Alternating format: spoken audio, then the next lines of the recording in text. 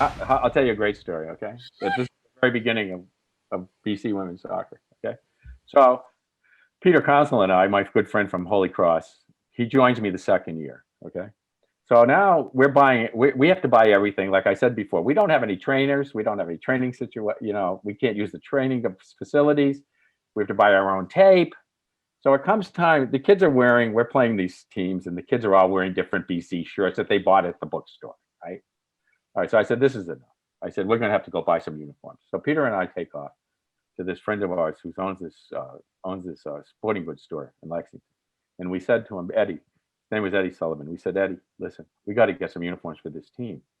He goes, they're very expensive. And I said, I know, we know they're expensive. He goes, however, I just got in a shipment of blue Umbro uniforms that the people don't want, and I can't send them back. So I said, great. So we'll do that. So we had them numbered.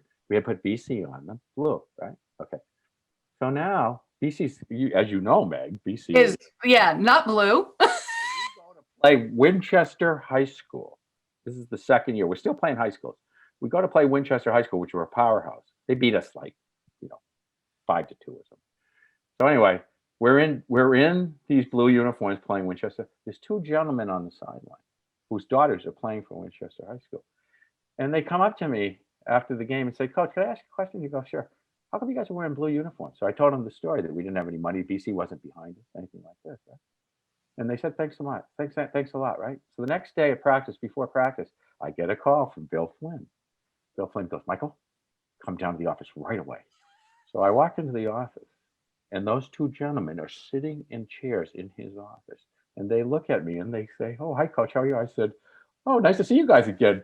Wow, that Winchester High School team's good. And they go, yeah, it's good. Bill Flynn looks at me and he goes, Michael, what's the idea that we're wearing blue uniforms for Boston College? So I look at him, and I look at the two guys, and I go, because you don't give us any money, Mr. Flynn. If you give us some money, we'll be happy to buy new uniforms. But since we're paying for it, that's the end of the story. And he says, well, from this day on, we are going to get funding for all of this stuff. And I said, great. So we walk outside. Two guys and I walk outside. Actually, what happened was that I went back to the office, and I was laughing my head off. The guys come down to the office, and they introduce themselves. And they were two huge BC sports athletic donors. And their daughters just happened to play for Winchester. And they said, Coach, we knew we could help you. I said, you guys are the best. And that's great. That's how that happened. And Andy Kavanaugh, I was telling you about Andy Kavanaugh, who played all three sports, who started two of the women's sports, basically soccer and hockey at BC. She still has that shirt. And when I go to visit her in her $6 million apartment in New York City, she shows up at the door wearing it. Thanks for watching. Don't forget to let us know what you think in the comments. And join in the conversation around this topic and more in the forum.